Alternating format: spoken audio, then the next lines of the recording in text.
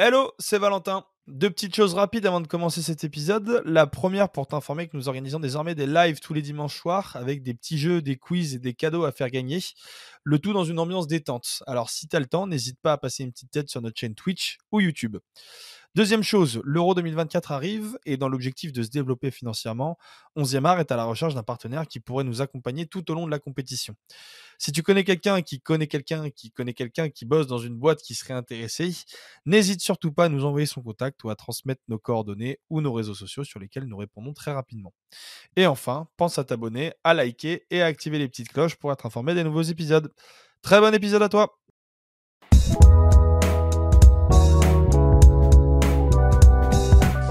Bonjour à toutes et à tous et bienvenue dans ce 24e épisode du Comex de la saison. Un 24e épisode que vous aurez donc peut-être l'opportunité d'écouter quelques heures avant les matchs retour des quarts de finale de la Ligue des Champions. Un format de la Ligue des Champions qui changera l'an prochain d'ailleurs avec la nouvelle formule à 36 équipes proposée par l'UEFA.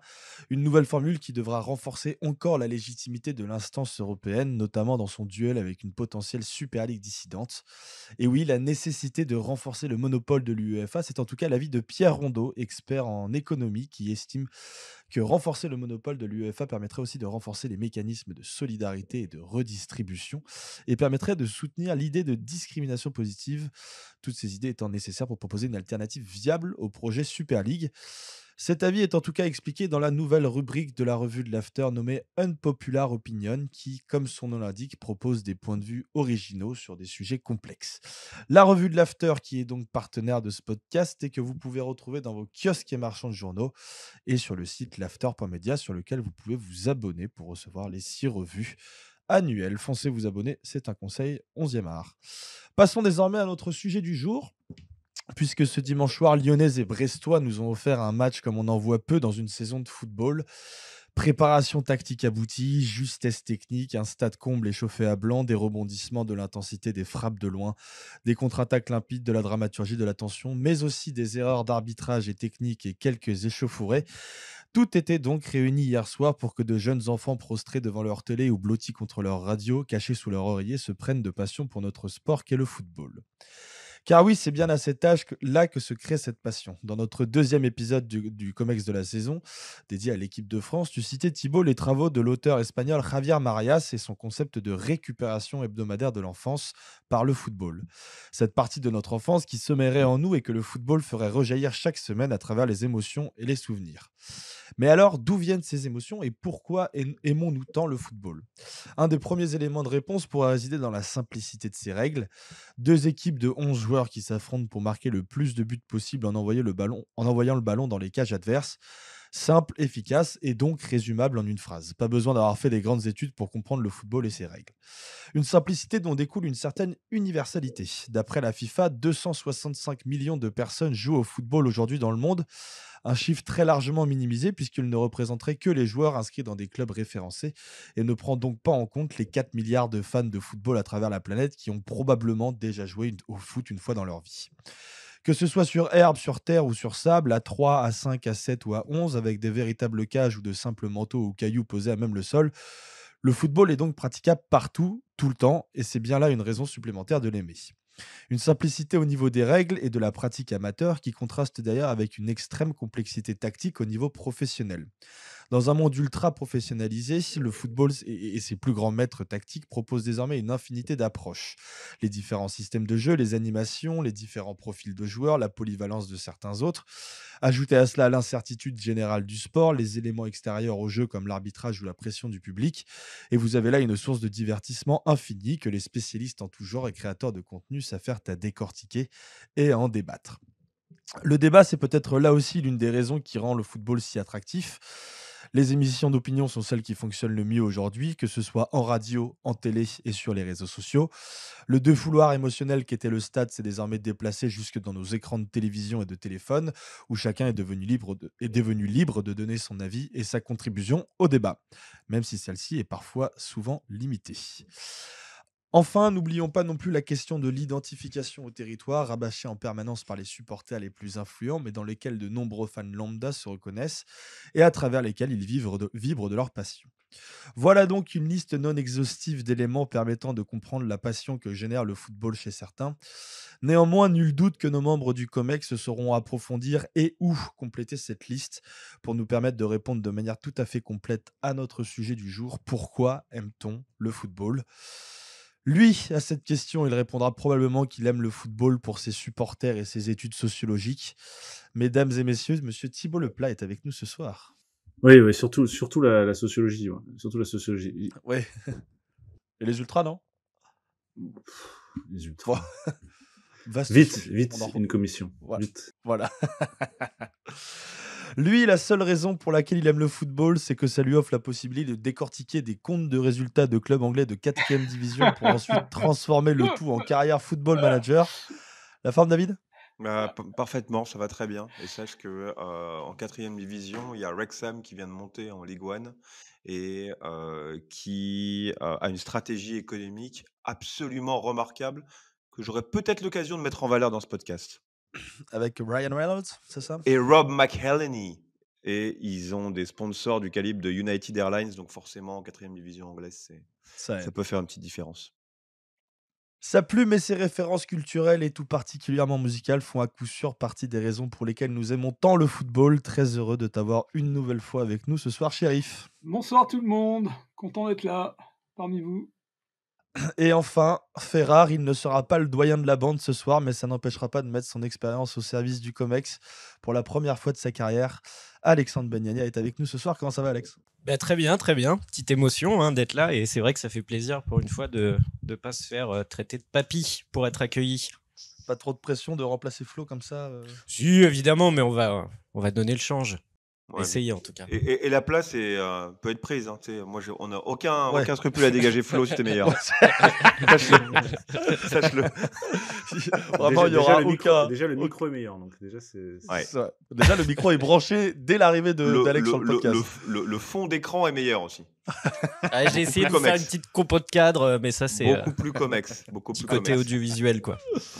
Bon, sois le bienvenu, Alex. On te retrouvera gentil, évidemment pour ta revue de presse tout à l'heure, à la mi-temps de l'émission. Amis auditeurs, avant qu'on commence cette émission, je vous invite évidemment à liker, à partager, à mettre des petites étoiles, à mettre des petits pouces, à les commenter nos différents épisodes, que ce soit du COMEX ou de 11e art de manière générale, sur les différentes plateformes et sur les réseaux sociaux. Et si vous le pouvez, évidemment, faire des petits dons sur notre cagnotte Hello Asso pour pouvoir faire vivre ce podcast et ce média de manière générale. Pourquoi aimons-nous le football? Quand on parle d'amour, on donne évidemment en priorité la parole à monsieur Thibault Leplat, qui est évidemment un spécialiste. Pourquoi aime-t-on le football? Alors, c'est une question que j'ai envie de découper en deux parties.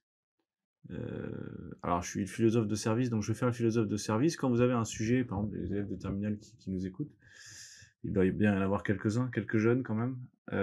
Quand vous avez un sujet de philo qui commence par pourquoi, il faut toujours s'interroger à la fonction de ce pronom interrogatif. Pourquoi, ça veut dire quoi? Pourquoi aime-t-on le football? D'abord, pourquoi, c'est la question qu'on pose pourquoi tu as fait quelque chose, non? Pourquoi tu as fait ça? C'est-à-dire la question des causes. Des causes qui entraînent des effets. Pourquoi aime-t-on le football? Il faut donc se poser la question de l'origine. C'est la question de l'origine de notre goût pour le football. D'où vient-il? Quelle forme prend-il? L'origine peut être à la fois une origine personnelle, donc là c'est la question de l'enfance. Tu as parlé tout à l'heure de Javier Marias qui évoque la récupération hebdomadaire de l'enfance dans le football. Donc le football serait... Pourquoi on aime le football? On aimerait le football par imprégnation depuis l'enfance, par expérience personnelle, par fidélité, par loyauté personnelle à l'égard de clubs, à l'égard d'équipes, à l'égard d'un sport. Dans mon cas, moi j'ai démarré très tôt. Moi c'est de la loyauté plus à l'égard du terrain, plus que les clubs. Chacun a un peu son histoire, mais n'importe quel amateur de football, si on lui pose cette question, la première chose qu'il répondra, c'est qu'il l'est depuis tout petit. C'est très rare des gens qui ont découvert le football à 15 ans, 16 ans, 18 ans, et 20 ans c'est même trop tard. hein. Quand on aime le football, c'est quelque chose qui t'accompagne toute ta vie. Et donc, par essence même, dans le goût du football, il y a cette omniprésence de l'enfance. Ça, c'est quelque chose qui est le premier point de pourquoi, la question presque causale, d'où vient l'origine chronologique même du goût pour le football. Deuxième élément, toujours dans la question des causes, qui est la question de l'origine. Et là, cette fois-ci, c'est plus ce qu'on va appeler l'origine type milieu, l'origine sociale, sociologique.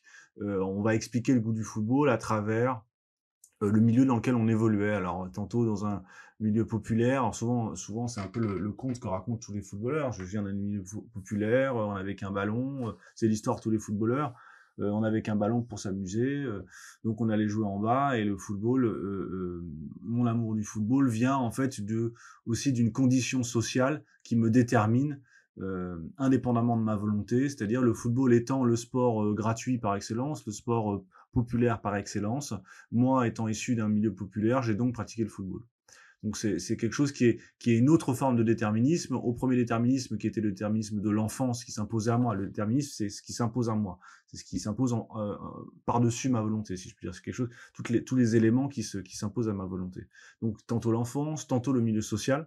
Donc ça, on voit bien que, par exemple, les études sociologiques s'intéressent beaucoup à ça. L'origine alors souvent malheureusement du supporterisme, enfin du supporterisme en particulier du mouvement ultra, on dit sous forme de boutade, mais c'est qui réduit généralement l'activité ultra à son origine, l'origine sociale, économique, culturelle.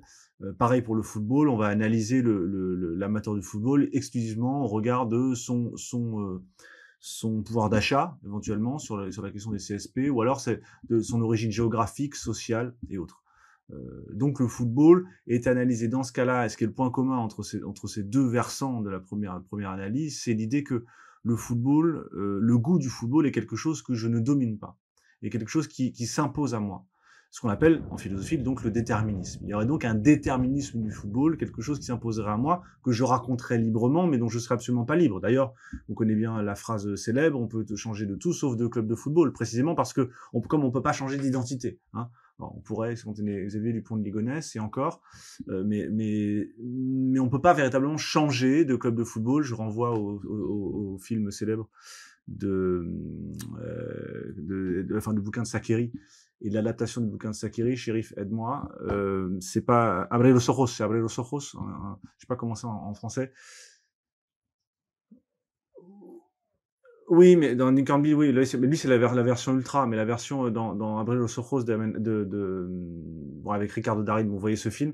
On va retrouver. Voilà, où le policier retrouve la trace du tueur grâce justement, il prononce cette phrase-là en disant, écoutez, il y a tout, on peut changer tout dans la vie sauf changer d'équipe de football. Et il se rend compte en fait que le tueur en question est un fan de San Lorenzo.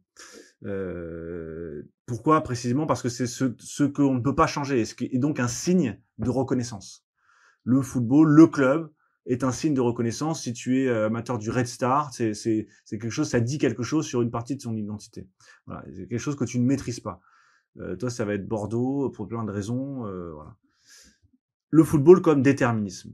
Deuxième analyse et le deuxième sens du pourquoi cette fois-ci, c'est plus la question de la cause. On peut aussi retourner le problème en se disant pourquoi, c'est en vue de quoi.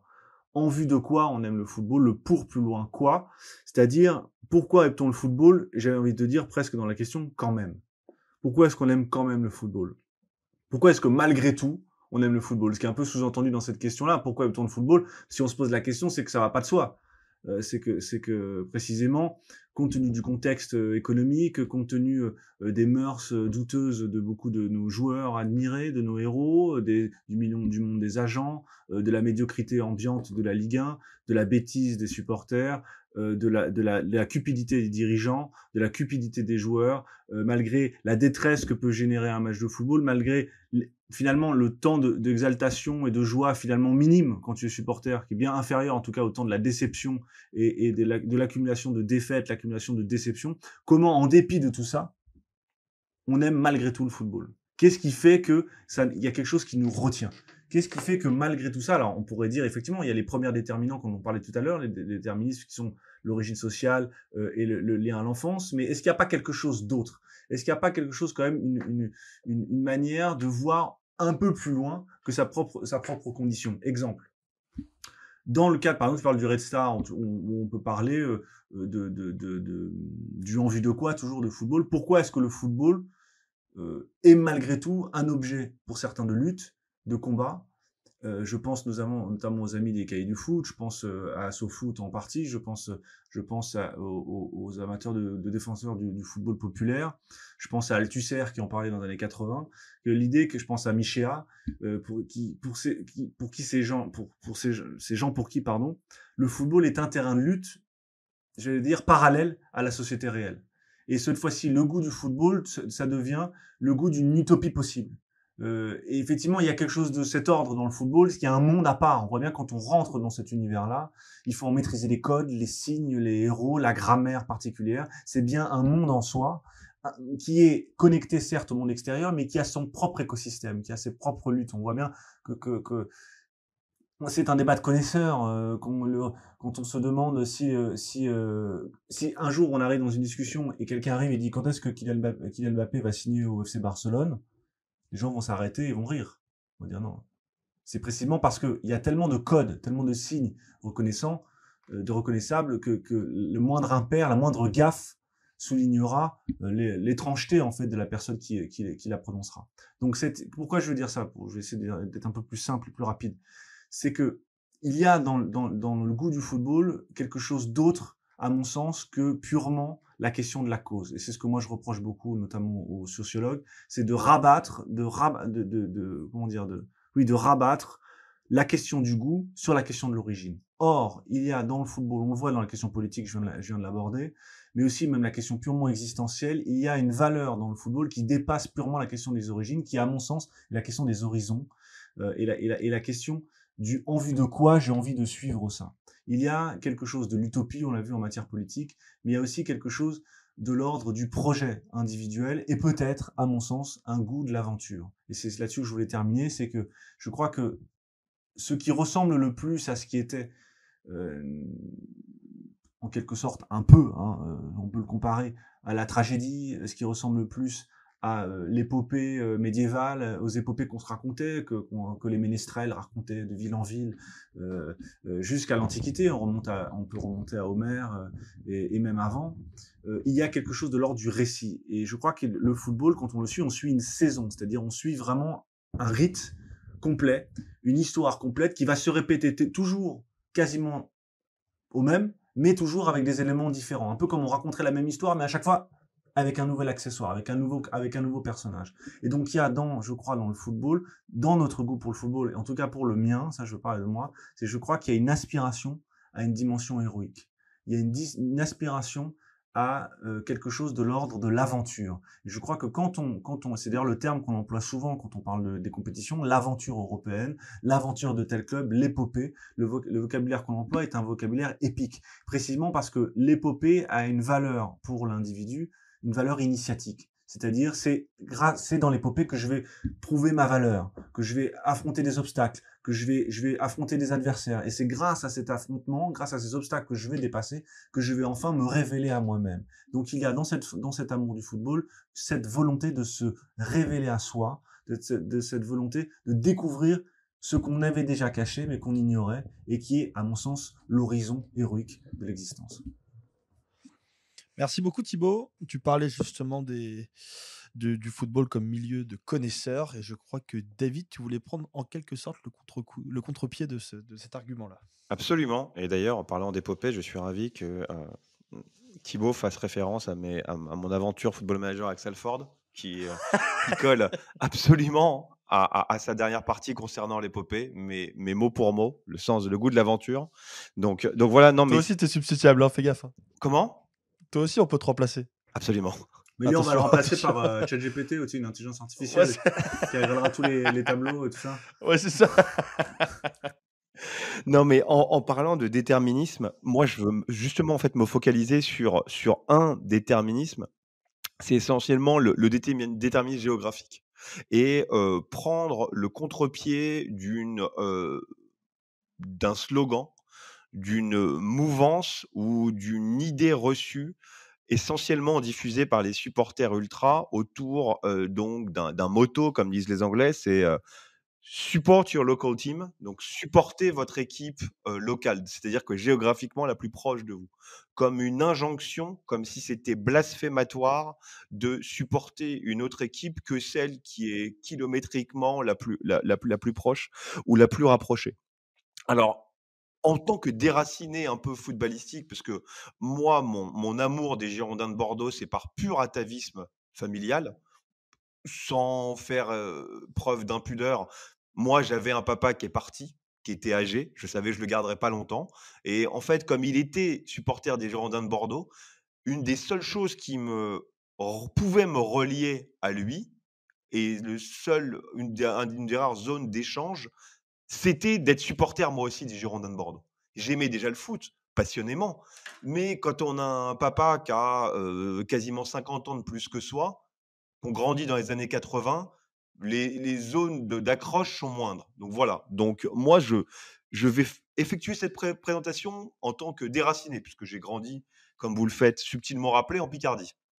Donc, donc voilà. Et il y a plusieurs. Et cette idée, cette injonction à supporter l'équipe locale est discutable, voire ridicule sur bien des points. Moi, j'en ai distingué 6. Le premier, c'est que nous ne sommes pas égaux géographiquement devant le football. Je suis un homme de chiffres, vous le savez. Je vais vous égrener le nombre de clubs professionnels par kilomètre dans les 5 grands championnats. J'ai été gentil, j'ai inclus la France. En France, il y a un club professionnel tous les 117 km. En Angleterre, il y a un club professionnel tous les 51 km. En Italie, il y a un club professionnel tous les 50 km. En Allemagne, tous les 64. Et en Espagne, tous les 110. Donc, en France, nous avons des déserts footballistiques professionnels de la même façon qu'on a des déserts médicaux.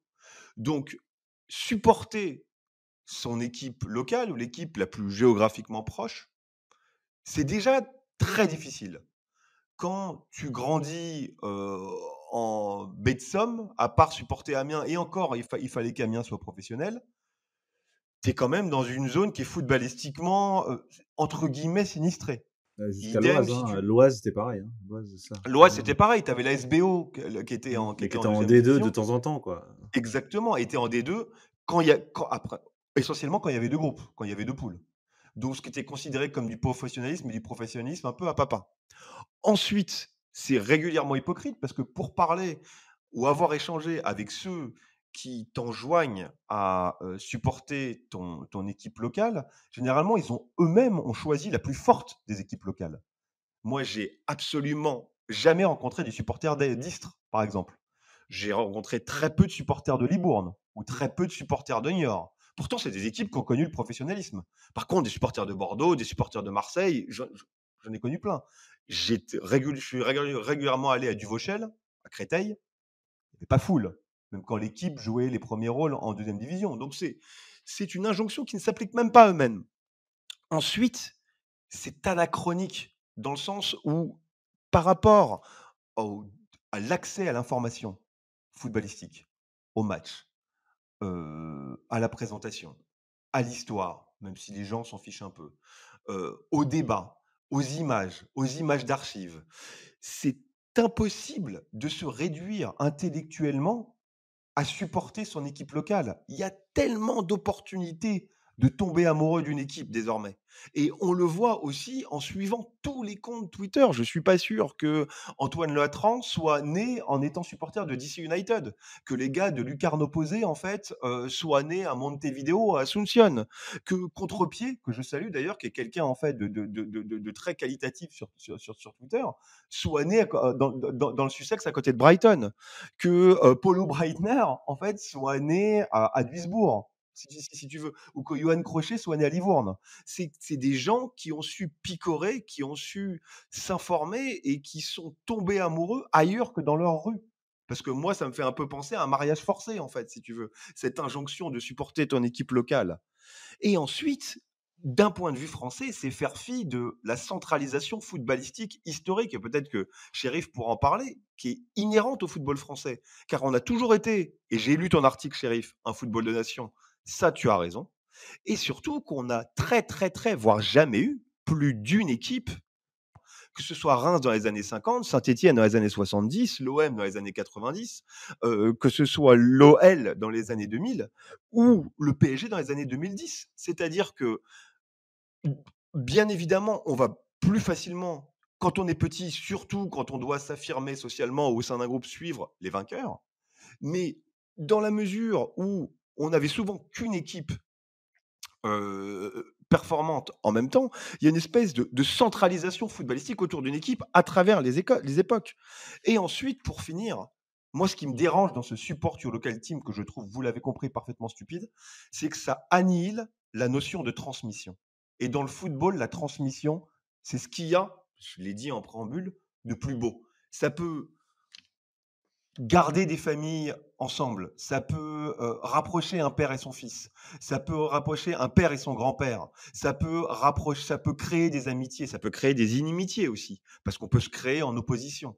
Mais c'est Daniel qui, lorsqu'un auditeur, et je m'en souviens très bien, Daniel Riolo, avait dit, un auditeur de l'After, qui avait dit, je ne sais pas s'il était provocateur ou pas, il dit, mais moi je supporte le Barça, et avant je supportais le Real, mais j'aime Liverpool aussi cette année. Et il a eu une réflexion très juste, avec ce ton un peu bravache et provocateur qu'on lui connaît. Il a dit, mais il fait quoi ton père? Il a fait quoi ton père? C'était quoi son travail en fait à ton père? Mais ton père, il a complètement raté ton éducation. Et c'était provocateur.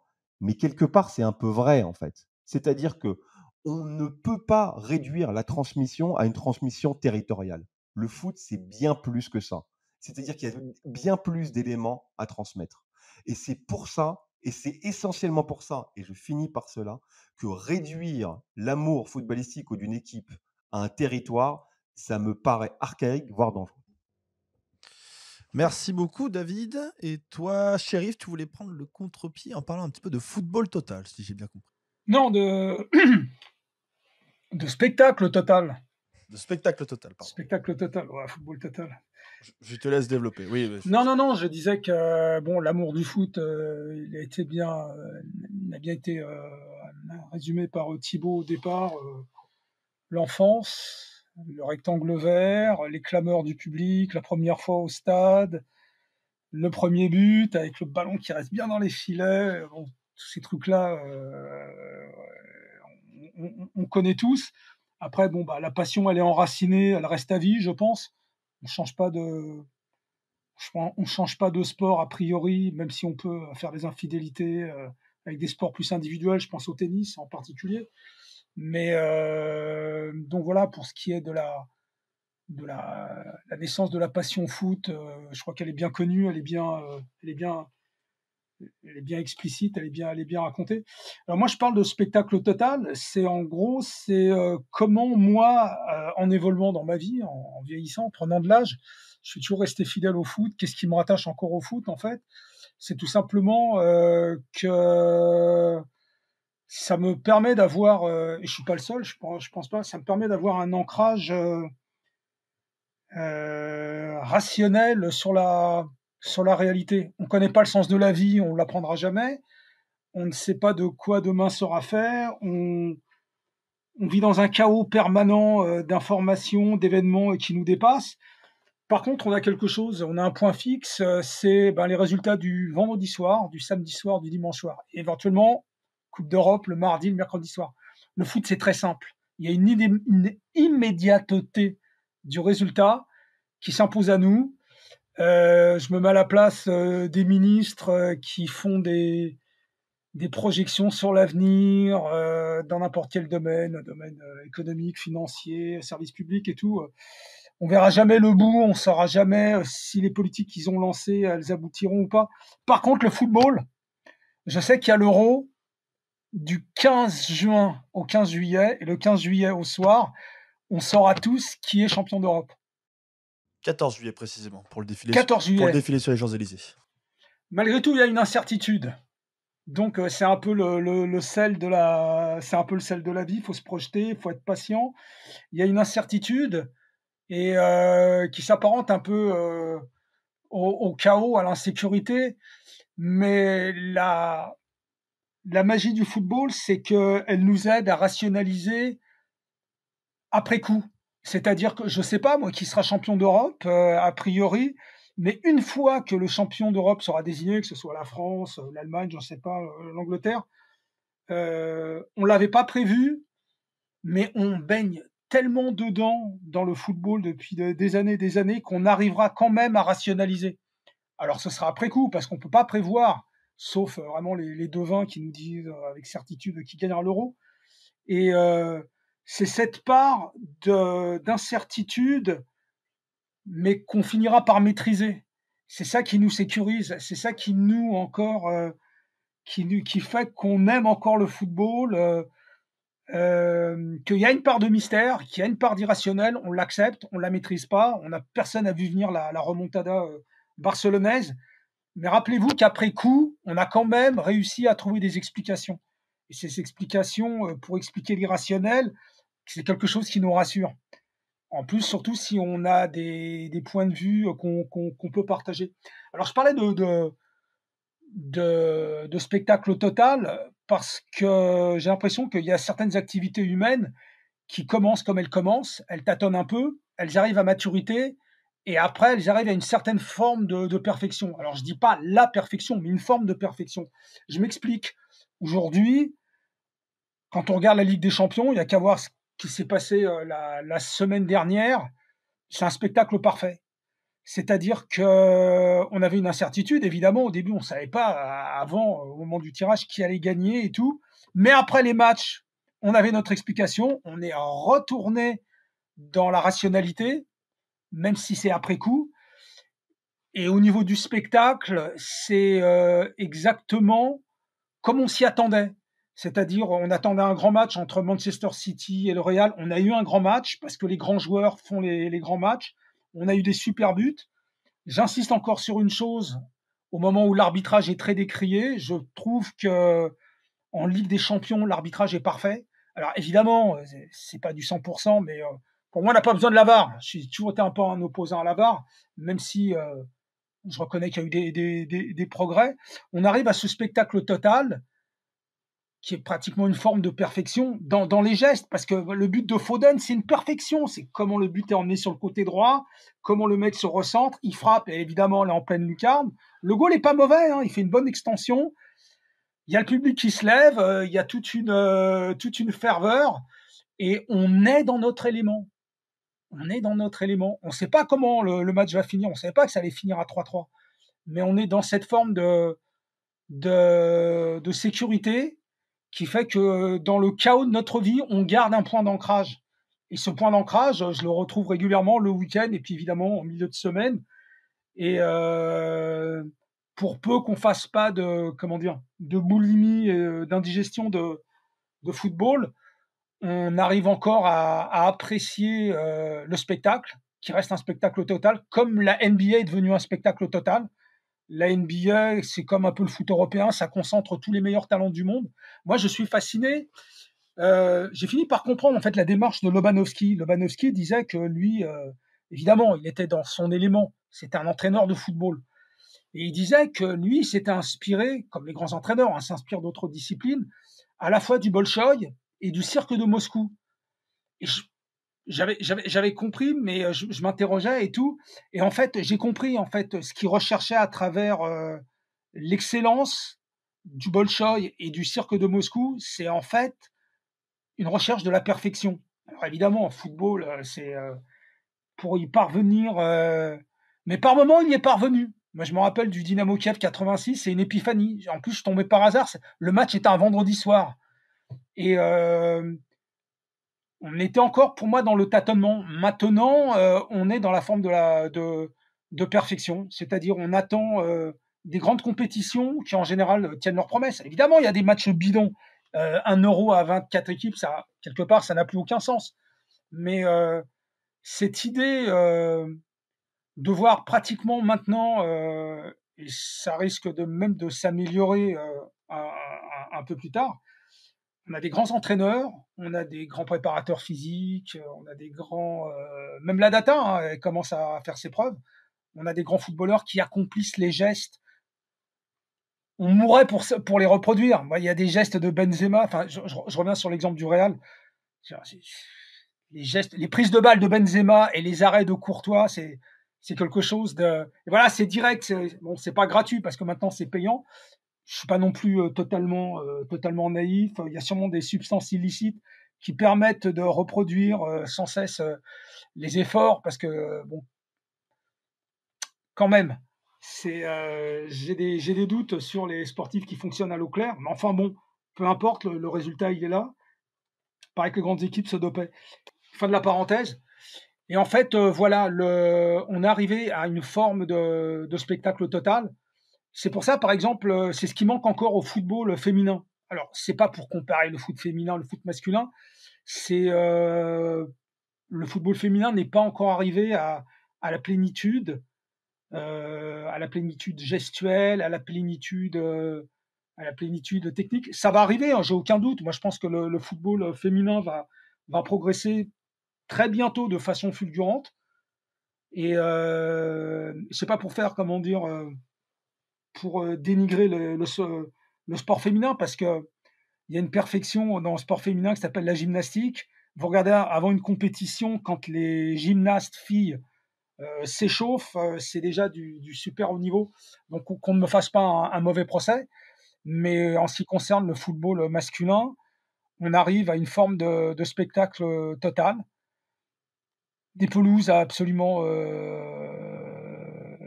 c'est des billards. J'ai encore vu Naples-Frosinone ce week-end. Enfin, pas en entier, j'ai vu un résumé.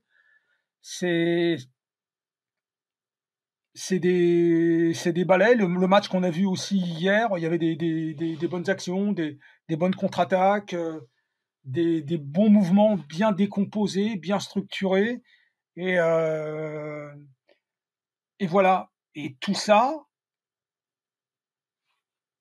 même j'arrive à me satisfaire d'un bon 0-0 ou alors je me rappelle d'un Monaco-Nice en début de saison. J'ai beaucoup apprécié, alors qu'il n'y a eu qu'un but à toute dernière minute. 2 pénaux arrêtés. Ouais, 2 pénaux arrêtés. Et voilà. Puis je regarde un peu ce qui s'est passé ce week-end, par exemple en Première Ligue. On attendait Manchester City qui fasse un carton. Ils ont fait le carton avec 5 buts, des mouvements sur le côté gauche, sur le côté droit, des gestes et des actions parfaitement structurées. Et d'un autre côté, on a eu encore la surprise de voir Liverpool, Arsenal, qui se sont fait battre sur leur terrain. C'est irrationnel, c'était imprévu, mais après coup, et toujours ce besoin de se sentir dans son élément sécurisant, on peut expliquer pourquoi ces deux équipes ont perdu quand même. Donc, ce qui était imprévu, ce qui était totalement pas prévisible avant, bah, ça le devient après. Donc, une fois de plus, dans une existence où on ne connaît pas le sens de la vie, où c'est le chaos permanent, le football reste un élément... Parle pour toi, chef. Ouais. Ça reste un élément rassurant et structurant, dans lequel je me retrouve tous les week-ends, avec des résultats qui tombent toujours à l'heure qu'il faut. Le dimanche soir, tu as tous les résultats, tu as tous les classements. No bullshit. Parfait. Voilà. Merci beaucoup, Shérif, pour ton intervention. Et je vais laisser donc la main à Alex pour sa première revue de presse. Soyez sympa avec lui, rigolez au moins quand il fait des vannes, s'il vous plaît. Bah, vous risquez d'être déçu, Val, parce que ça y est, c'est le grand soir. Je crois que j'ai tapé dans l'œil du coach à l'entraînement. J'arrive avec de l'ambition, mais aussi beaucoup de modestie, et c'est pour ça que je vais m'abstenir de faire une piètre imitation de Flo. Donc désolé, mais pas de vanne au programme. J'espère juste faire une entrée digne d'un Ole Gunnar Solskjaer avec pour objectif la version joueur contre le Bayern plutôt que le retour raté comme coach à Manchester. Et quoi de plus plaisant pour une première d'orienter cette revue de presse sur la notion d'amour mêlé au foot. Je vous propose donc d'entrer dans le vif du sujet et pour compléter ce que racontait Shérif, de poursuivre sur l'un de ses articles qui, bien avant tout le monde, a annoncé que Xabi Alonso devait prolonger au Bayern et a fait ce rêve auquel j'étais le dernier à croire. C'est donc dans SoFoot que tu nous expliques pourquoi, alors que la presse l'annonce au Real, à Liverpool et au Bayern, Xavi doit rester. Parce qu'une histoire d'amour, ça s'écrit pas sur une saison, parce que faire l'impensable, à savoir gagner dès la première année, ça te suffisait pas. Tu estimes déjà qu'il doit nous en donner plus, que s'arrêter là nous laisserait tous sur notre faim. Finalement, ce que tu veux, c'est qu'il nous raconte une histoire.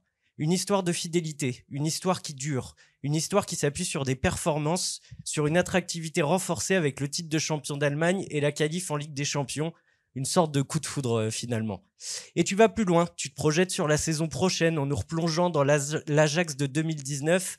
Cette équipe qui, sans gagner, restera à jamais dans l'histoire du beau et qui définit presque à elle seule notre amour à tous pour le foot. Bah, mea culpa de pas t'avoir cru, shérif. Peut-être qu'à 34 ans, je suis déjà complètement désabusé. Peut-être que aussi, j'aurais jamais parié pour une saison de plus de l'espagnol dans cette merveilleuse, que dis-je, cette magnifique ville qu'est Leverkusen. Mais tu le sais bien, shérif, et vous le savez aussi, Thibaut et David, le foot nous rend parfois un peu triste, voire carrément cynique. La morale n'existe plus et vous en avez déjà très bien parlé dans un comics que je recommande à tout le monde.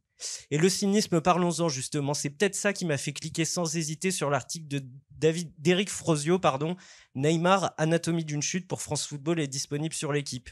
J'ai passé toute l'année, bizarrement, à m'embrouiller avec des potes fans du PSG et dingues de Neymar, et je dois reconnaître que j'ai jamais vraiment compris leur attachement pour ce joueur. Comme après avoir lu l'Unpopular Opinion de Jimmy Brown dans la revue de l'After, je gardais cette question dans ma tête, mais pourquoi ils se mentent tous autant ? Et finalement, est-ce qu'on n'est pas ici dans le cœur du sujet, cette oscillation entre la haine et l'amour ? Passer d'un Benvindo Neymar sur la Tour Eiffel, façon Jean-Michel Aulas, Val, j'espère que t'auras la ref, à Casse-toi Neymar devant sa maison à Bougival, bah ça me laisse un peu pantois. Et il subsiste quand même cette question, qu'est-ce qui a bien pu se passer dans la vie de cet homme pour tout gâcher ? Peut-être qu'il est juste bas du front, peut-être que son entourage l'a pas aidé, peut-être que de raisonner uniquement pour les bifetons, ça l'a rendu malade. Mais ce qu'on apprend dans cet article, c'est des anecdotes assez troublantes. Celle d'un titulaire du PSG qui le retrouve en larmes à la mi-temps d'un match dans les toilettes. Celle d'un Neymar dans un état de tension extrême sous le mandat Galtier qui, après avoir perdu le ballon, poursuit le pauvre Ismaël Garbi pour lui mettre une balayette et un coup de tête au sol. Celle d'un joueur qui aura fatigué tout un club, tout un pays. Un joueur gavé de foot, gavé d'argent, gavé de tout et qui aura finalement gavé tout le monde.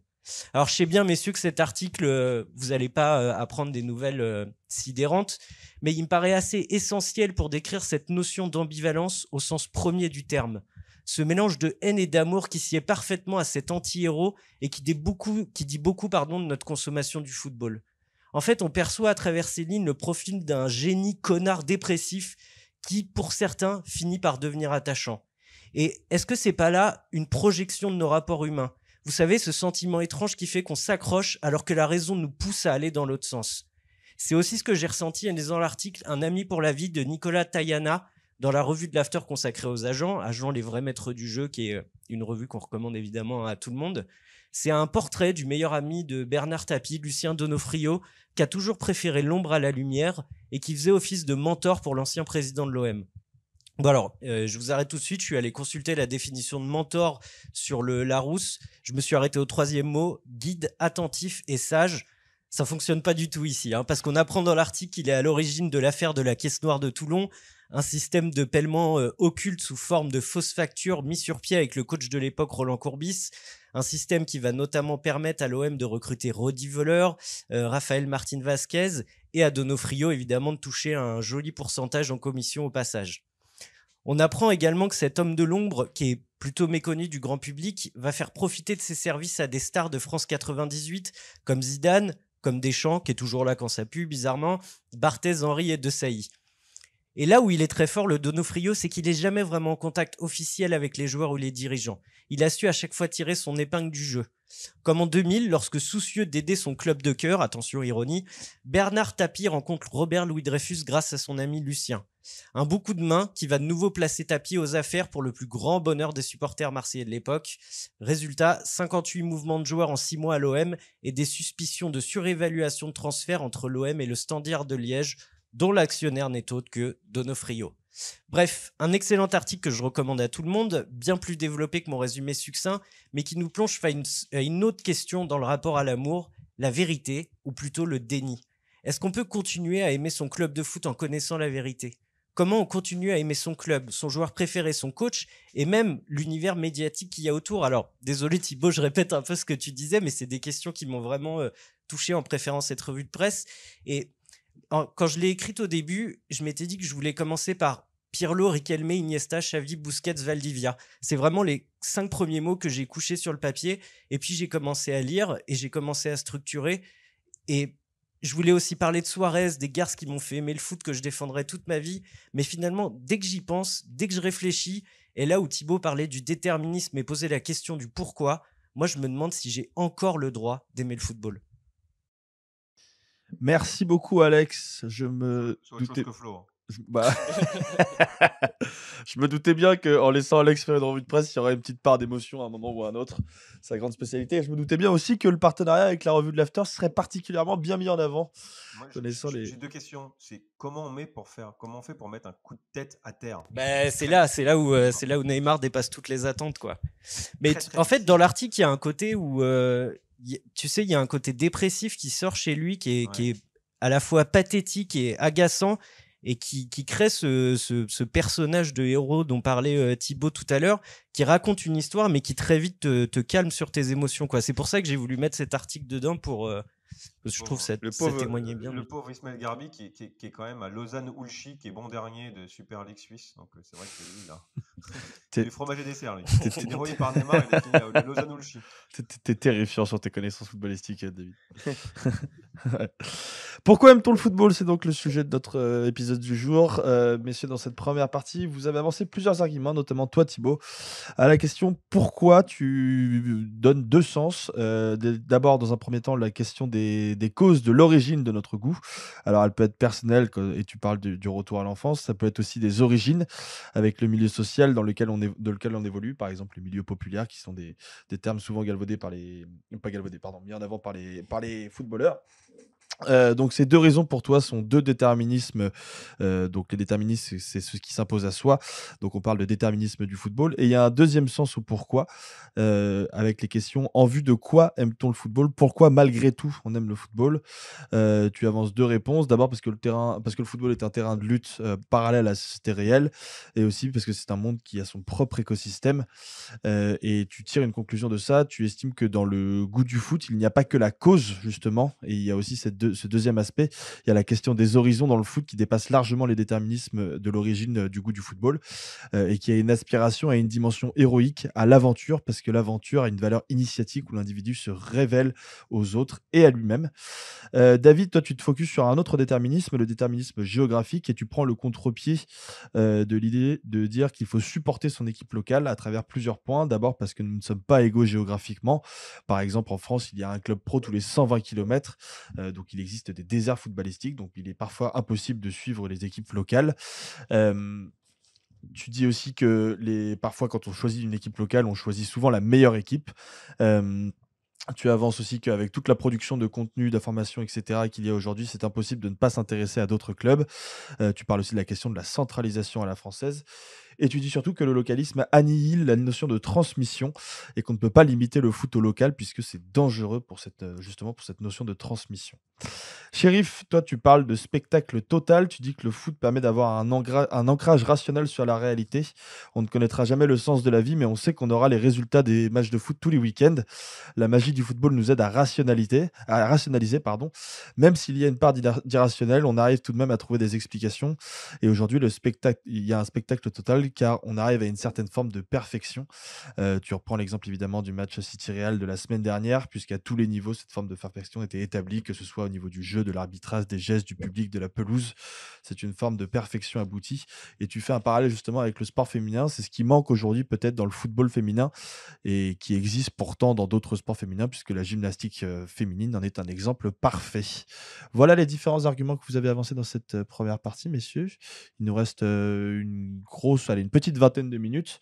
Je vous laisse débattre de tout ce que vous avez dit. Thibaut.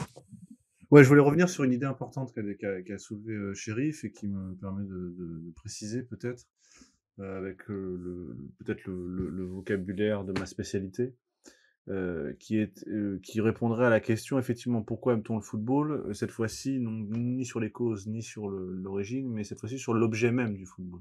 Qu'est-ce qu'il y a dans le football en lui-même et pas en dehors, parce que pour l'instant on raisonne sur des causes externes, mais qu'est-ce qu'il y a à l'intérieur du football?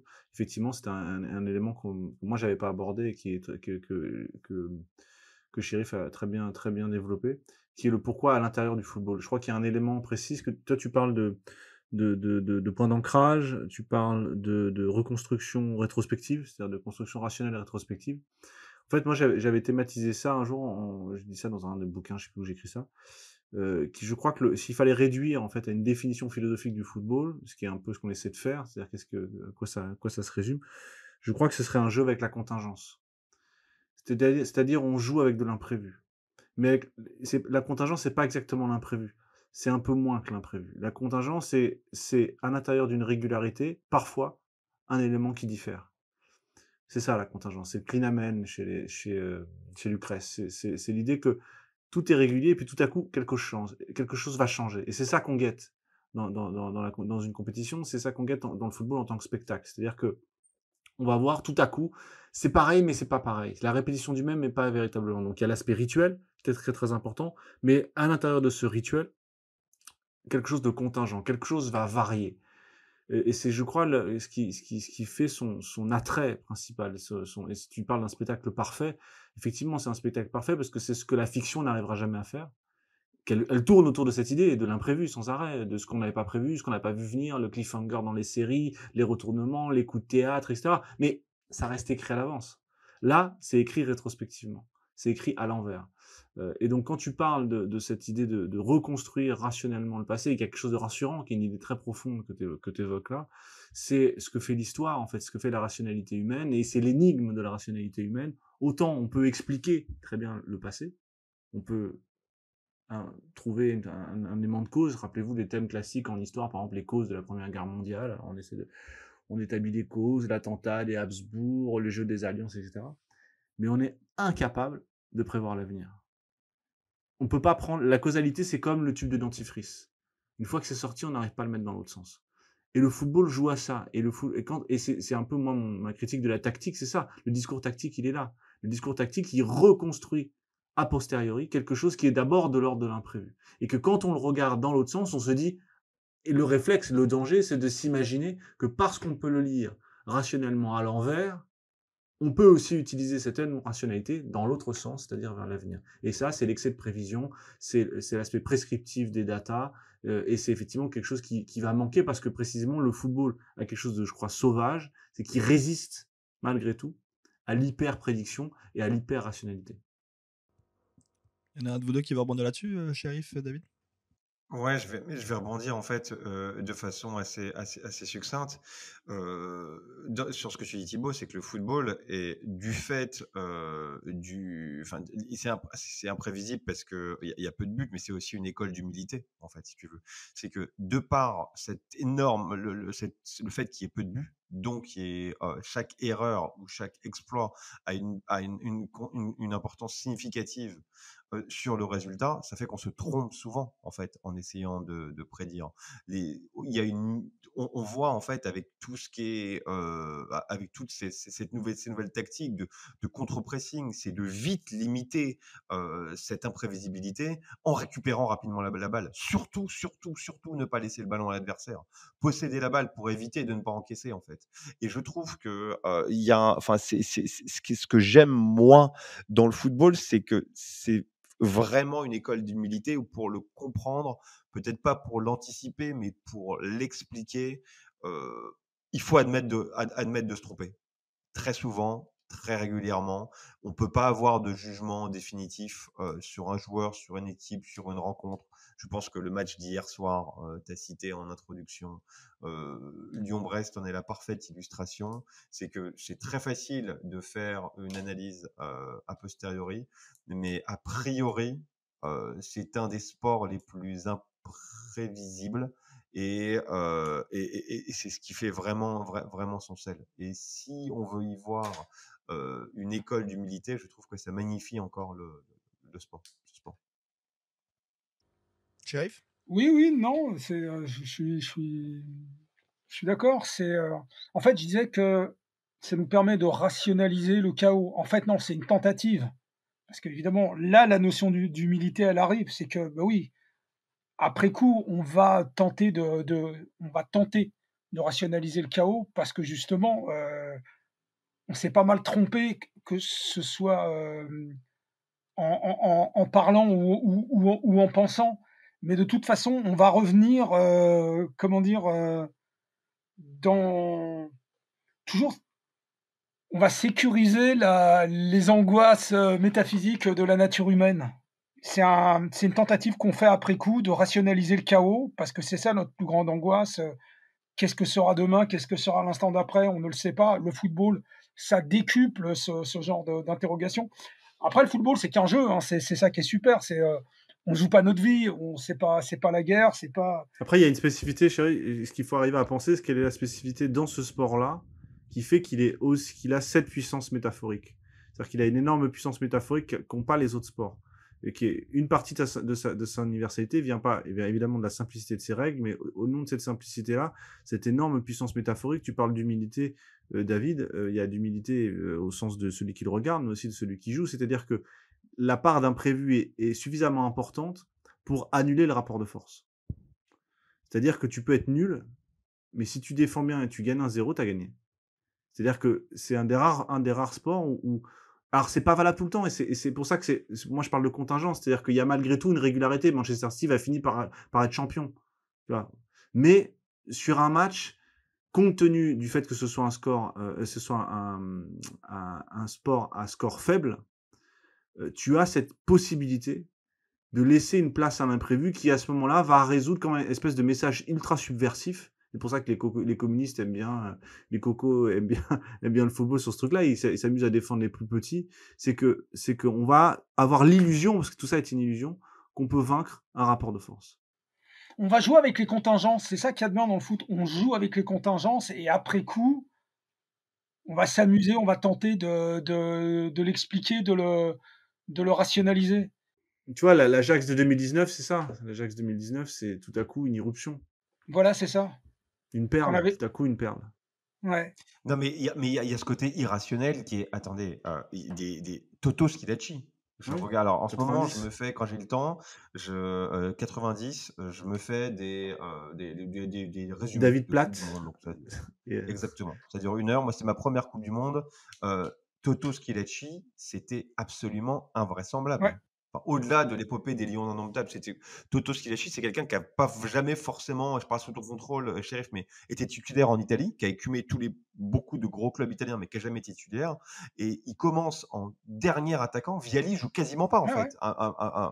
Un joueur du calibre de Vialli, qui était avec Mancini, en fait, l'attaque de la Samp, qui était une des meilleures équipes d'Italie et d'Europe, qui va finir par perdre en finale de la C1 contre le Barça, et c'est Toto Schilacci qui rentre et qui marque à tous nos auditeurs, en fait, qui sont pas familiers avec cette compétition. Juste taper Toto Schilacci Italie 90, c'est-à-dire que sur une compétition, c'est un joueur qui se transcende complètement. Oleg Salenko, c'est-à-dire qu'un joueur qui a joué dans des tôles de second rang en Espagne et qui finit par mettre un quintuplé en fait contre le Cameroun. Mais Schilacci, c'est encore plus impressionnant dans la régularité des performances. C'est-à-dire qu'il a été décisif à absolument tous les matchs de cette Coupe du Monde. Et il n'a rien fait avant, rien fait après. Rien fait avant, rien fait après. Absolument. On a fini par le réintégrer dans la normalité. Tu vois ce que je veux dire? On l'a pas vu venir, personne l'a vu venir. Il a fait un coup d'éclat magistral en 90 et tout de suite, dans toujours ce désir de rationaliser le chaos, on l'a intégré à la normalité. C'est la force du récit, ça, Chérif, c'est la force du récit. Tout à fait. C'est la force du langage. Ça t'appelle la rationalité, en fait, c'est le langage. C'est-à-dire que le langage intervient pour mettre ça en syntaxe, en grammaire.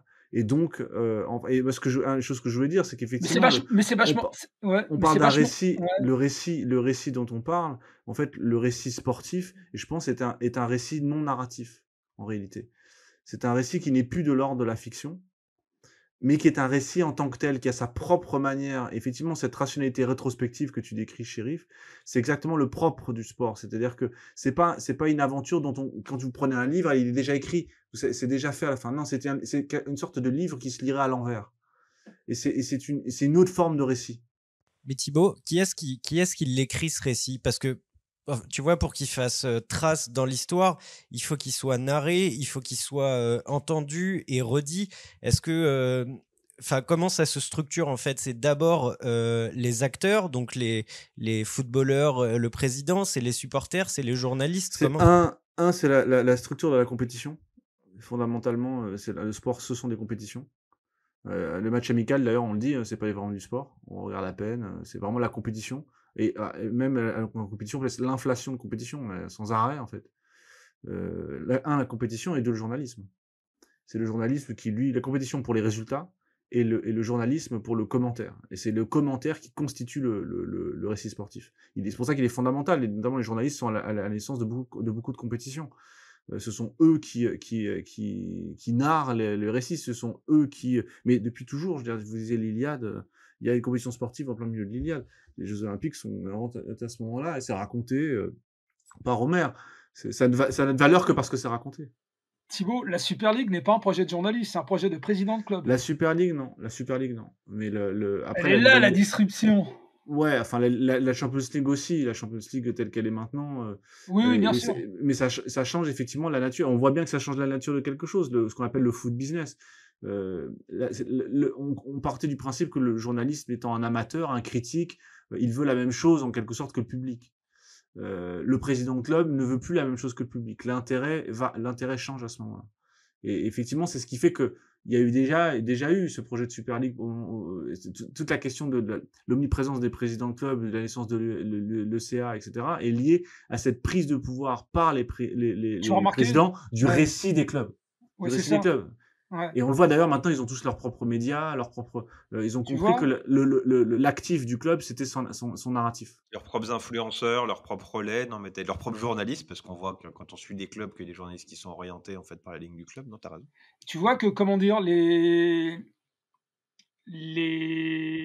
Coupes d'Europe, elles sont faites par des journalistes qui viennent de l'écrit, de l'épopée, de la transmission, de la geste, de l'héroïsme. Et tu vois qu'avec la Super League, c'est les présidents, on est passé à l'ère de l'image. Bien sûr. Comme tu dis, le narratif est tellement important que... mais regarde, on a à la tête d'un des plus grands clubs français, l'Olympique Lyonnais, on a un journaliste. Laurent Prud'homme. On a un journaliste. Donc Laurent Prud'homme, c'est-à-dire qu'il n'est pas arrivé là pour ses qualités managériales, financières, sportives. C'est parce que l'image de John Textor et du projet Textor était tellement négatif qu'on a mis un journaliste en haut de l'organigramme, de la pyramide, justement pour aiguiller, pour gérer ce narratif, en fait. C'est-à-dire que faire savoir, ça devient plus important dans le football que savoir faire, quasiment. Non, mais alors attention, il faut faire une distinction entre ce qu'est le narratif, le récit épique de la communication. C'est-à-dire, justement, celle qui va organiser le futur, celle qui va organiser la vision.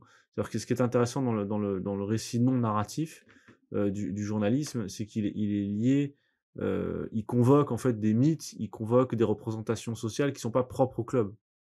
Le problème du club, c'est qu'il veut tout ramener à lui-même. Mais quand tu parles de David contre Goliath, quand tu parles de tous les grands mythes sportifs, des duels, Caïn et Abel, du traître, et ça, ce sont des figures narratives vieilles comme l'histoire, comme toutes les histoires en réalité. Et c'est à ce moment-là que ce qu'était au départ simplement une succession de résultats, une succession d'épreuves, devient une histoire qu'on réintègre dans, si je puis dire, le folklore, mais ce serait méchant, en tout cas l'anthropologie ou dans le bain culturel occidental, si je puis dire. C'est-à-dire qu'à ce moment-là, on rattrape les vieux mythes. Et moi, mon boulot, c'est ça, c'est juste de dire, voilà, à quel moment le football connecte avec les humanités occidentales, avec la culture occidentale. D'ailleurs, il y a des expressions qui sont dans le vocabulaire footballistique français qui sont de l'ordre du mythe, le Cendrillon, le petit pousset de la Coupe de France, l'ogre de la Coupe de France. C'est assez amusant. Qui l'emploie Le journaliste. Mais du coup, moi, j'ai une autre question pour vous trois. Est-ce que vous n'avez pas justement peur que ce récit soit en train d'être déformé par les communicants et que le journaliste qui est relégué au second plan, là, par exemple, quand on repense à Rennes, vous savez, tout le monde emploie le terme d'épopée parce qu'ils ont fait une fois un 8e ou quart de finale, je ne sais plus, en Coupe d'Europe. En fait, il y a une réappropriation des termes dans le langage courant qui fait que on ne sait plus quelle est la véracité du récit et ce qui s'est réellement passé. Alors moi, je suis d'accord avec enfin, je vais répondre de façon très succincte. Moi, je suis d'accord avec toi, mais je pense que tant que tu auras des gens comme le COMEX, en fait, pour déconstruire, en fait, toute la communication, je pense que moi, je fais confiance aussi assez régulièrement à l'intelligence collective. Je pense qu'il y a énormément de gens qui sont pas dupes. Moi, je suis supporter d'un club où, le narratif, la communication a pris une part prépondérante, en fait, ces dernières et petit à petit, en fait, les gens, je pense, ne sont pas dupes et au contraire, ça va nourrir les gazettes, ça va donner l'opportunité à des gens qui réfléchissent peut-être un peu plus de déconstruire tout ça. Donc non, à chaque mot, en fait, il y a un remède et c'est le remède qu'il faut mettre en œuvre, moi je pense. Non, bah, alors juste un mot là-dessus et on peut pas faire effectivement, on peut pas faire l'économie d'une réflexion si on réfléchit au destin du football et à sa valorisation et à son image, enfin à son narratif, on peut pas faire une économie d'une réflexion sur le langage. C'est-à-dire qu'on voit bien moi, ce qui me préoccupe et en même temps, je sais pas, j'ai pas encore l'avis définitif, c'est l'omniprésence maintenant des réseaux, où chacun se fait un peu sa petite narration dans son coin. Chacun se fait son petit récit, mais en même temps, ça c'est le premier réflexe, qui est le réflexe un peu conservateur, à dire bon, chacun fait son truc dans son coin, où ça détricote le récit collectif, mais en même temps, quand tu regardes ce que chacun dit, finalement chacun dit la même chose, Ouais, c'est très et moutonnier. voilà, c'est très moutonnier et très conformiste en réalité. Donc c'est pas en soi pas véritablement un danger. Ce qui me préoccupe plus, c'est effectivement le niveau culturel des journalistes, parce que le journaliste sportif exige un très haut niveau de culture générale. Or, c'est devenu un métier de spécialiste. Et à force d'être un métier de spécialiste, on oublie ce qu'est le sens même de ce sport-là et de ce jeu-là, qui est l'appel de l'aventure. Ouais, mais J'ai peur que les chroniqueurs, moi, inondent et étouffent les journalistes. non, mais Thibaut, une fois de plus, je vais revenir sur le parallèle. Les premières coupes d'Europe, elles ont été faites par des journalistes de l'écrit. Et là, on est passé à l'ère de l'image. Et l'ère de l'image se passe de culture, elle se passe de. Non, parce qu'on ressasse l'image. On la commande pas, on la ressasse. Parce que de toute façon, tu l'as déjà vu. Le match du dimanche soir, on l'a tous vu. Le match du samedi après-midi, on l'a tous vu. On est capable de se faire sa propre opinion. Et c'est voilà, l'événement est passé. Et ensuite, on dissèque, on sort la palette. Et ce qui est pas, inintéressant. Mais Mais on perd un truc. On perd un truc qui est on perd un truc. l'objet Mais culturel. Mais l'objet culturel, une fois de plus, c'est la civilisation de l'écrit, la civilisation de l'image. C'est pas la même chose. C'est pas la même approche. C'est pas la même culture. C'est pas le même discours. C'est pas les mêmes mots. Tu vois, je reviens là-dessus. Les Coupes d'Europe, c'était des journalistes de l'écrit. Ils avaient besoin des Coupes d'Europe pour élargir un peu leur domaine mythologique, héroïque et tout Et commercial.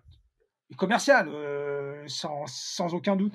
Là, on est arrivé avec la Super League.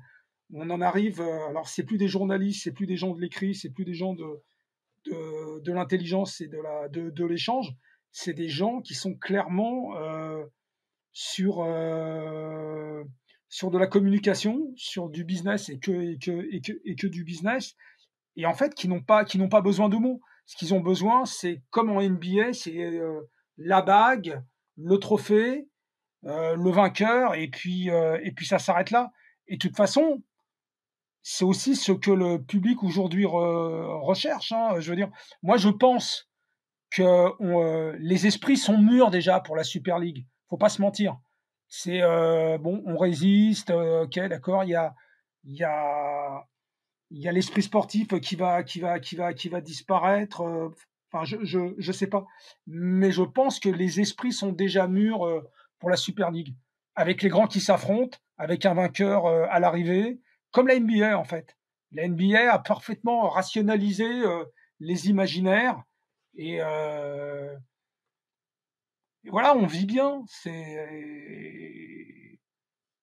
On n'a plus besoin de mots, si tu veux. On n'a plus besoin de mots. On a des highlights, ça, comment dirais-je, les réseaux sociaux, ça suffit amplement. Il nous faut juste une compétition sur laquelle on va se palucher, sur laquelle on va se brancher, sur laquelle on va se connecter. Et puis voilà, quoi. Il y aura les résultats, le champion, mais On a besoin de toute façon de plus d'adrénaline. Oui, je pense que les esprits sont mûrs pour qu'on ait un Chelsea-Barça ou un Bayern-Juventus tous les week-ends. Ouais. Pas encore, c'est peut-être pas encore mûr, mais je pense que dans les esprits, on y est déjà. Et on n'aura plus besoin de mythologie. Et puis de toute façon, la Super League va rationaliser le temps de cerveau disponible. On aura une compétition, les autres compétitions, elles passeront peut-être au second plan. Et puis de toute façon, il y a un nouveau mode de culture des nouveaux modes de consommation de la culture, du sport. Donc voilà. Les nouveaux imaginaires, on les trouvera autre part. Peut-être dans les séries télé qui cartonnent toujours autant et qui prennent un peu plus de place sur le merveilleux des compétitions de foot. J'ai l'impression. Très bien. Et ben, ce sera le mot de la fin. Merci beaucoup, Shérif. Merci à tous, les gars, pour cette nouvelle émission, ce 24e épisode du Comex. On clôture, comme d'habitude, avec nos petits trocos. Thibaut, je te laisse commencer. Alors oui, j'ai hésité beaucoup. Tu vas être obligé de revenir la semaine prochaine. Non, et donc ça sera une reco hors foot. David, je te l'ai envoyé. Certainement, ça va me valoir des remarques, mais je m'en fous. Certainement l'émission radio qui m'a le plus ému de ces 10 dernières années. Une émission complètement folle sur la poésie. Un dialogue dans le réplique de cette semaine, de samedi dernier, entre Finkielkraut et Sylvain Tesson. Vivre avec la poésie, qui démarre sur le F de Peggy, et qui est une méditation sur la beauté du réel, sur la beauté de la nature, la beauté du réel. Et je crois que peut-être il y a un peu de football là-dedans. Si vous l'écoutez, peut-être il y a cette idée de... On parlait tout à l'heure de ce que Galano appelle les mendiants du beau jeu, les mendiants du beau, guetter la perle irrégulière, guetter l'Ajax 2019, c'est guetter la beauté d'une falaise, guetter tout à coup l'accident météorologique qui va faire apparaître le beau. Et je pense qu'il faut s'alimenter, il faut éduquer sa sensibilité. Et pour éduquer sa sensibilité, il faut aussi lire de la poésie, et surtout l'entendre. Et là, vous entendrez, même si vous connaissez rien à tout ça, ou si vous connaissez, vous retrouverez des auteurs connus, et si vous connaissez rien à tout ça, laissez-vous porter, et laissez-vous oublier tout ce qu'on vous a raconté sur ces deux personnages-là, et juste écouter les textes. Ils lisent des textes. C'est extraordinaire. Extraordinaire. Très bien, je note. Tu as éveillé ma curiosité, ça a l'air très intéressant. David.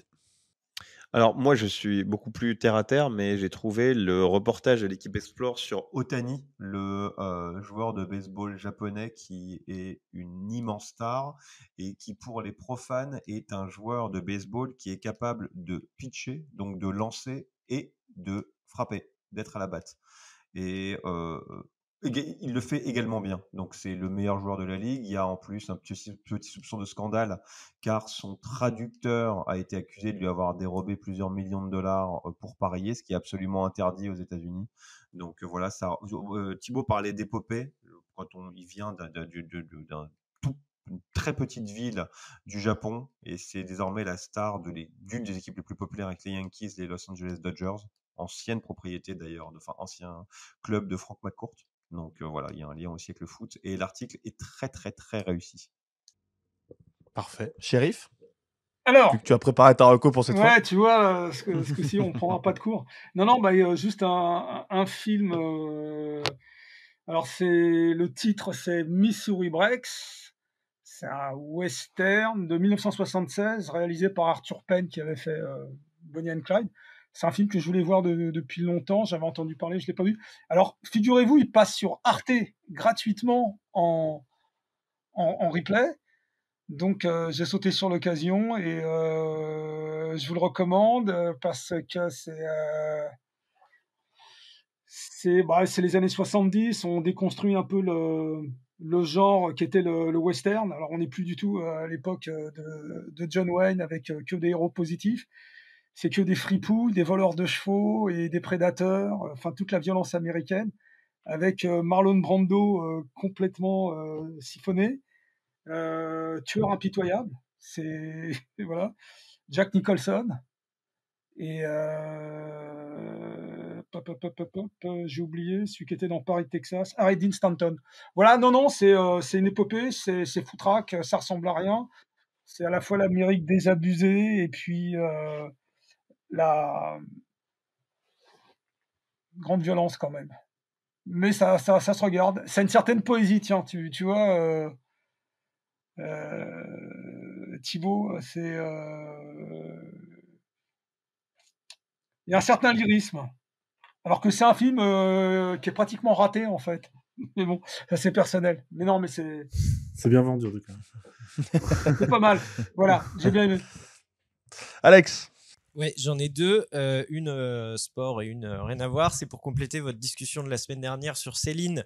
Je conseille à tout le monde d'aller voir La Grande Librairie avec Fabrice Lucchini et évidemment Philippe Solers, qui décrypte un peu le mythe Céline. Alors on peut détester Fabrice Mais attends, il est Lucchini, pas je mort, comprends que le... Solers Si, mais c'est un Ouais. épisode qui date de 2016. Qui date Ouais, de d'accord, c'est ça, 2016. faut quand même le préciser, et- ouais. Oui, pardon. Il est pardon. revenu. Il est de retour sur l'antenne. Et oui, on peut détester Lucchini, mais je pense que c'est la personne sur Terre qui dit le mieux Céline. Et comme Céline est un texte qui se dit, enfin, du moins qui se rapproche du langage parlé, je recommande à tout le monde voilà, pour se faire un avis, de regarder ça. Et ma deuxième, c'est, on a beaucoup parlé de NBA, on a fait des liens avec le foot, c'est le Play-in Tournament qui va commencer là le 17 avril.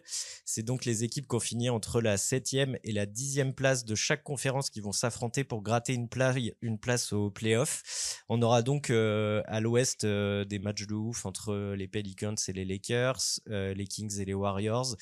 Et voilà, je recommande à tout le monde de regarder ça si vous n'avez pas d'avis sur la NBA, si vous n'avez jamais maté la NBA, c'est une très belle C'est une approche. excellente idée, ce play-in à Ouais. appliquer dans le foot. C'est une superbe idée. Moi, j'ai pas aimé le tournoi de mi-saison. Enfin, Non, mais, Ça n'avait aucun intérêt. ouais. Bah, même Le les play-in, joueurs c'est disaient que chaud. c'était pour l'oseille, il n'y a rien de plus. je trouve Donc, ça génial. Et je vais clôturer cet épisode avec une reco. Je sais pas si on l'a déjà faite. Peut-être Thibaut, tu l'avais déjà faite, mais le podcast Le Code a changé. Oui, Évidemment, tu l'as déjà Xavier fait Laporte, le De limon Xavier Xavier Laporte. Ouais. Il faudra qu'on invite un jour. Ouais. Tu l'avais déjà fait cette reco, je me rappelle plus. Oui, il y a longtemps, mais Il y a longtemps. Bah voilà, je la refais. J'y avais participé d'ailleurs, notre code a changé. Ah ouais L'épisode sur le football et les jeux vidéo. C'est bon. Ah, je l'ai même pas vu passer celui-là, très bien. Voilà, bah Rocco, écoutez cet épisode avec Thibaut. Mais donc, le Code a changé, qui était évidemment un podcast de Xavier Delaporte qui explique comment les technologies changent nos vies aujourd'hui.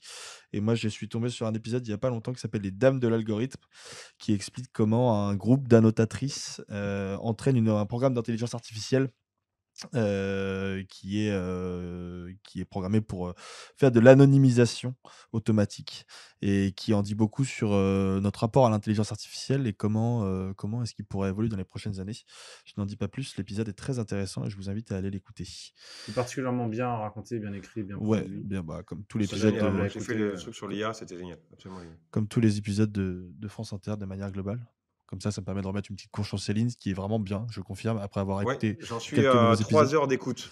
Ouais, donc épisode 3. Bah, écoutez le réplique aussi de Ouais. samedi. Très bien. Parfait. Après, je vous ferai mon imitation de Sylvain Tesson, mais je vais pas la faire. Bah, ouais. Très bien. Je Tu suis nous la prêt à feras payer, moi. tu nous la feras en off. Tu nous la feras en off parce que je suis pas sûr qu'on s'en sorte bien sinon dans cette histoire. Bon, messieurs, merci pour ce nouvel épisode du Comex. J'invite tout le monde, évidemment, dans un premier temps, évidemment, si vous ne l'avez pas déjà fait, à vous abonner ou à aller acheter le dernier numéro de la revue de l'After sur les agents, les vrais maîtres du jeu. Et à côté de ça, si vous le pouvez, participer sur notre cagnotte LEASSO pour soutenir notre média 11e art, ou alors vous pouvez aussi le faire en mettant des pouces, en likant, en partageant, en commentant, c'est hyper important pour nous et pour notre référencement. Messieurs, merci à tous, on se retrouve évidemment la semaine prochaine pour un nouvel épisode du Comex, et d'ici là, portez-vous bien. Ciao ciao à tous. Bonsoir.